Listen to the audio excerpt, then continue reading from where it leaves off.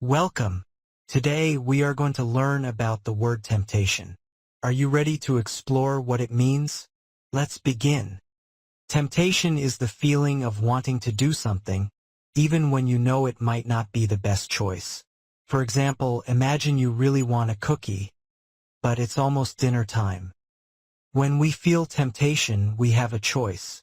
We can do the right thing or something that may not be so good for us. Let's see how we can handle this.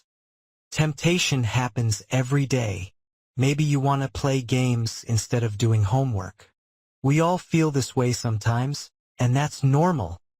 What can we do when we feel tempted? We can stop and think about the right choice. It helps to pause and ask, what is the best thing to do? When we make good choices, we often feel proud and happy afterward. Sometimes waiting a little makes things even more fun later. We see temptation in stories, too. Characters often learn lessons about doing the right thing.